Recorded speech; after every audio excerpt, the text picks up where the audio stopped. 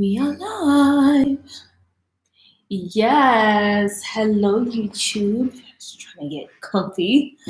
Welcome back to my channel. I am Nina, and today I'm going to speak about a topic that I'm very passionate about, but that I also know is very triggering. So it's taken me a lot to actually even make this video. So this is me going out on a limb and doing this video anyway, even though I've thought 100 times whether to do it or not.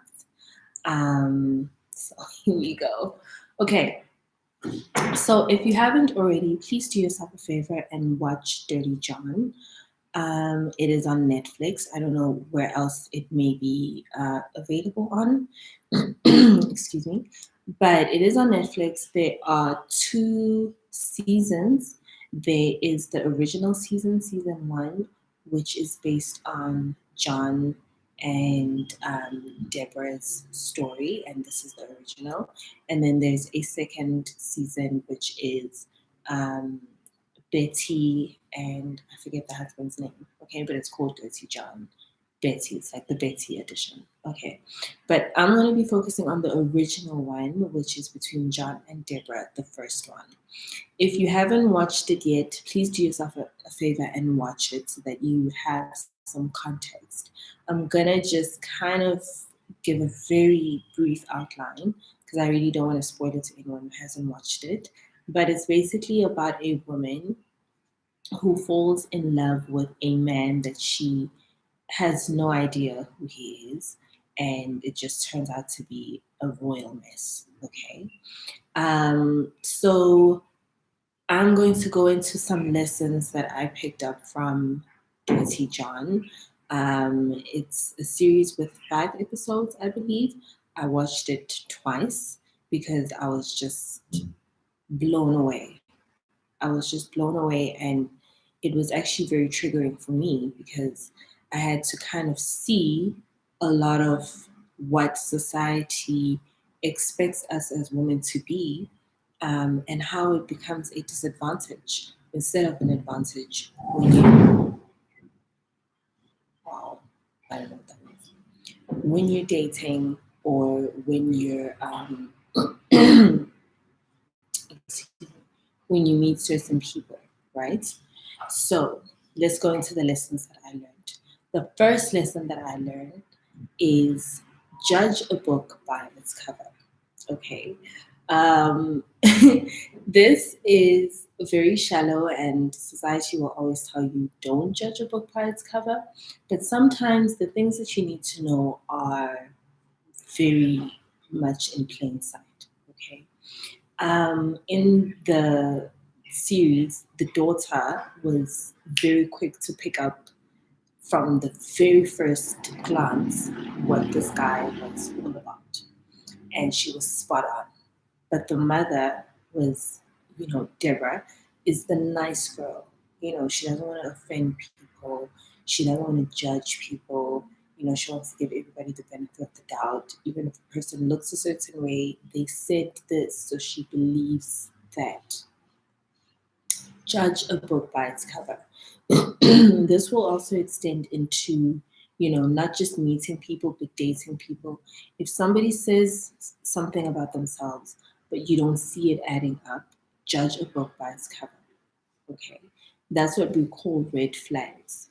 Things that we see, but we ignore them because we think it's not that harmful. Always judge a book by its cover because that's how society works. And whether you like it or not, you're being judged by your cover as well. That's why I say, ladies, always look a certain way because people will treat you the way that they see you because they're judging you purely based on your cover. That's how it is. So that's number one. That's going to save you a lot of drama. Okay. Two, the less they know, the better. Okay. Who's they? The potentials that you're dating. So, whether you're dating online or whether you meet somebody and he asks you out, for a date, it doesn't matter whether it's somebody that's, been introduced to you by a friend. The less they know, the better. So, once again, referring to Dirty John, Deborah was very successful, very independent, had everything that she needed. And every single one of the dates that she went on, she made sure that these strangers, perfect strangers, knew this. Now, of course, most of the men that she went on dates with were already successful. So her success wasn't something that they were looking for. So it became a competition because she felt like she had to prove herself to them because, they weren't saying anything about it. They weren't praising her about it, right? So she felt like she had to prove something to them. And it became a competition of, well, I am more successful or I know more about this and da da da da da. Da. Okay. The less they know, the better. And of course, true to form, when Dirty John came in, all he had to do was just look around. And, the first date, she invited him to come and pick her up at her house, at her door, inside her apartment. It's one thing to say, come pick me up, and he waits outside, your apartment estate or, whatever. But for him to come in and see the art on your walls, the material on your sofa, the tile on your floor, the the whole thing. He already knows if that's what he's looking for, he knows he's hit the jackpot. So you have to, especially when you're an independent woman, and I know independent women don't like to hear this, but it's true. The less they know, the better.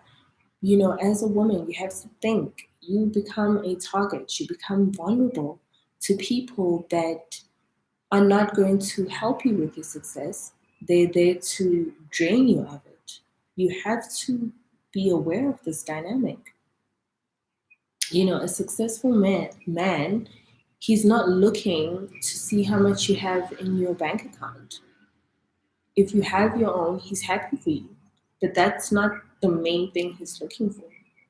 So you putting it out there is actually not even winning you anything with a successful man anyway, right?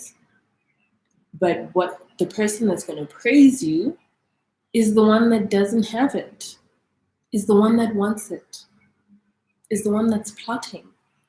I'm giving the story away. Please watch Dirty John. The less they know, the better. Have him pick you up where he can wait on the street downstairs. He can see how nice the apartment is, but you can always say you're sharing, you have a roommate. You know, that may not, give the right, correct picture if you stay by yourself, but guess what? Somebody who is plotting something is going to be discouraged. He's a complete stranger. You don't know him. You don't know his house. You don't know where he lives. Why should he know everything about you? Okay. So the less they know, the better. Then they get to earn it. Then they want to see you again and prove themselves and prove themselves. Then they can earn certain information about you once they've proved that they're safe, that they're sane, you know, that they are who they said they are, which leads me to point number 3. Google him. You're online, you're chatting with this person, they've given you their name and their surname. Google. Most of us will come up on Google. He doesn't have to be a multimillionaire, but if he's claiming to be this big shot something, he'll definitely be on Google. He'll be on Google, he'll be on LinkedIn, he'll be online. Google him. And if there's something you need to know, you'll probably find it online too. Okay, you can save yourself a lot of drama just by Googling somebody. When somebody comes at me and starts telling me stuff about how he's the successful big shot and he's done this and he's into that and he's a director at this, I go on Google. And if he's not who he said he is, I'm not talking to him. Because why does he have to lie? That's a big red flag. So I'm not even going to entertain anything with somebody who obviously there's drama and trouble over there. That's all I need to know. Thank you so much. I'm out. Point number 4, don't be afraid to test him. Don't be afraid to push him. Don't be afraid to see very early on his anger and his frustration. Because a perfect gentleman might get angry and frustrated about certain things because, when men want certain things, they do feel quite frustrated. But if he cannot handle his own anger, he cannot handle his own frustration, and there's an element of manipulation that comes out. There's an element of, just malice that comes out. That is something that you need to be aware of before you get any emotional attachment with a man. So, for example, you've gone on a couple of dates and, he's just the perfect gentleman. And sometimes this happens really quickly. Sometimes it's the very first date. Maybe you get into like a heated, compromised position and you feel like, oh my goodness, if I, this feels so good, if I let him down now, what if I make him really angry? Or even if it's been a couple of days, or even if it's not even that, if it's something else, but you need to know how to push a man to his anger, to his frustration, to see his reaction. Some will talk and negotiate. Some will, calm themselves down and change the topic and acknowledge that, okay. Some will throw a tantrum and try and manipulate you and make you feel bad. Some will, threaten to leave. Some will, there's so many, some will get physically aggressive. There are so many ways a man expresses his anger and his frustration. But somebody who's only looking to manipulate you and get something out of you really quickly, their anger and frustration knows no bounds. Do you understand what I mean? It can go to physical threats.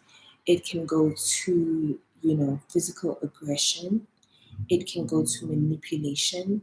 It can go to making you feel like you were wrong for saying no, for not playing nice, for being mean. But you have to do that once in a while because, like I said, you have to know his anger and his frustration, what he's like when he's like that. You don't want to find that out too late. But also, too, you want him to know that you are able to say no. Now, the problem with nice girls, and I've been a nice girl for the biggest part of my life, and when I stopped deciding to be a nice girl every single time, it's layers and layers of it, right?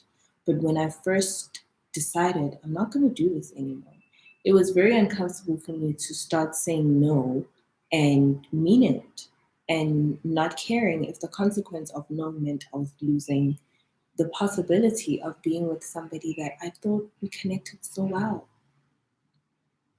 If a person cannot respect your no, cannot respect your boundary, then he doesn't deserve to be in your life. And sometimes it's women. Then she doesn't deserve to be in your life. Sometimes it's your friends, sometimes it's your family, sometimes it's a colleague, that's always taking advantage of you. You have to learn your boundaries. So testing him is not just about playing a silly game to see how he's going to be when he's angry and when he's frustrated. You also, as a nice girl, you need to learn to say no. You need to learn to let people down. You need to let people feel their emotions.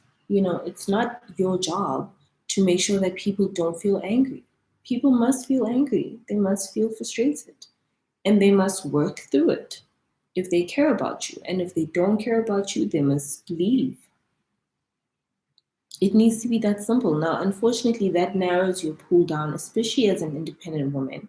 It really narrows your pool down quite a bit. But it does also filter out the garbage. And a lot of it is garbage. A lot of it are people that, want to take advantage of you one way or another. And if you don't know how to say no, it's your own fault. We can try and fix them and correct them and teach them and speak to them and make them understand. But at the end of the day, whatever they choose to do, if it's not acceptable to you, say no. Let them get frustrated. Let them get angry. Let them, figure it out. But it's not your problem. And just move on.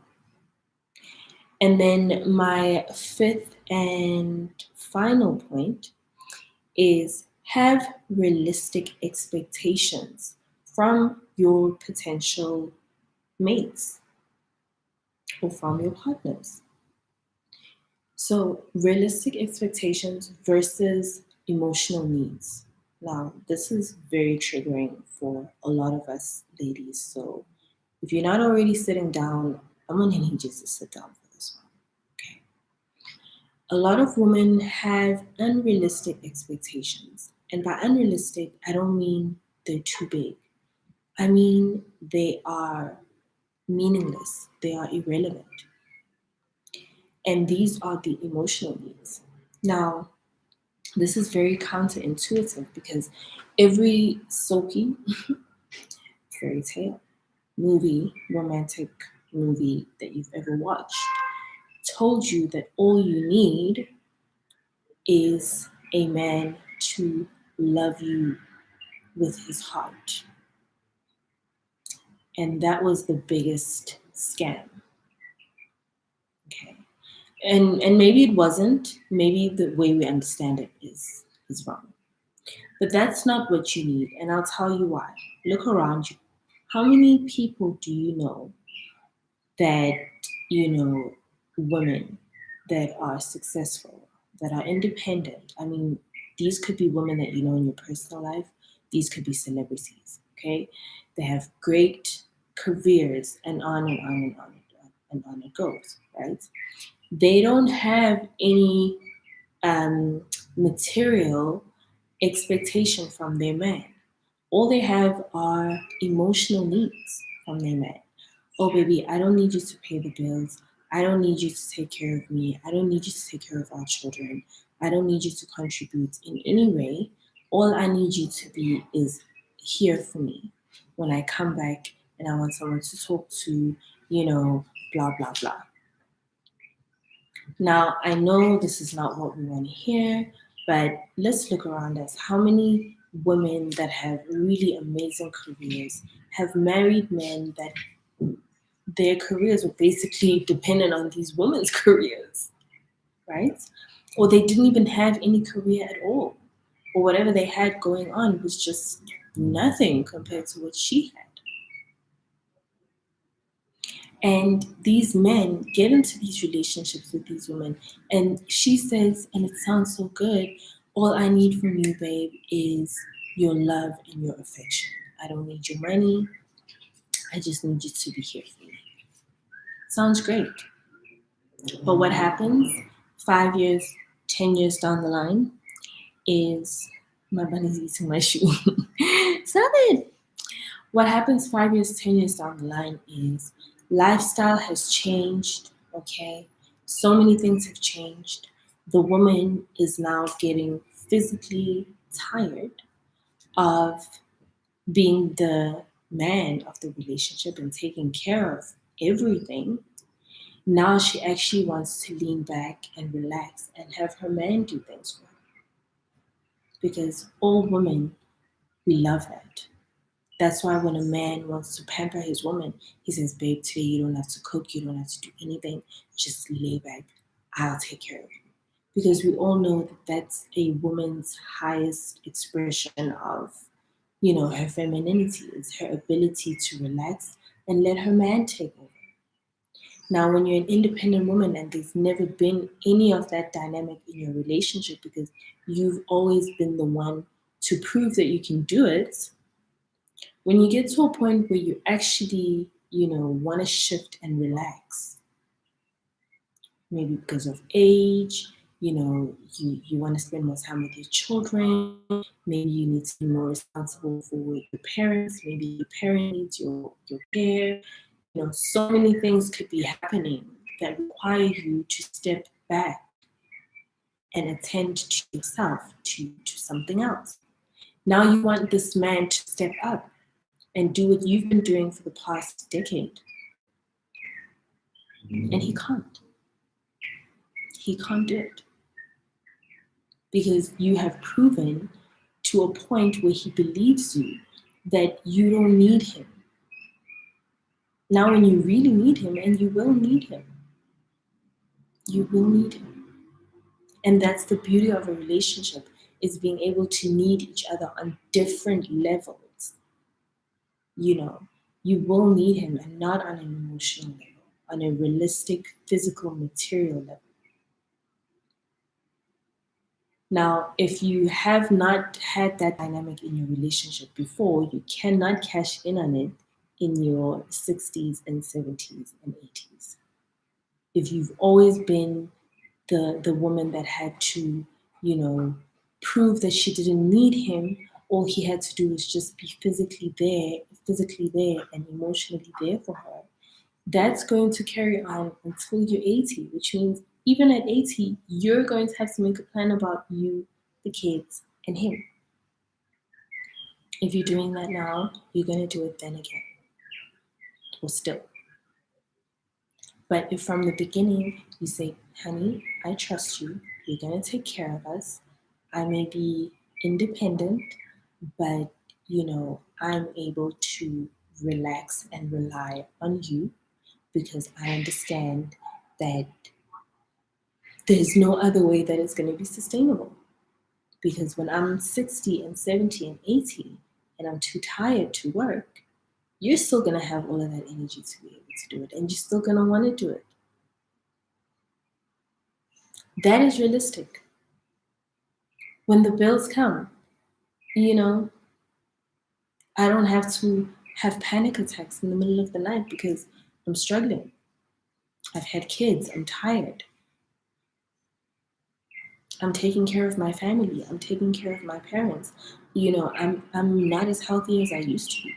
Working and climbing the corporate ladder and being cutthroat and being all of these aggressive emotions for years on end has taken its toll on my femininity. I need a rest. I need about 2 or 3 years to just relax.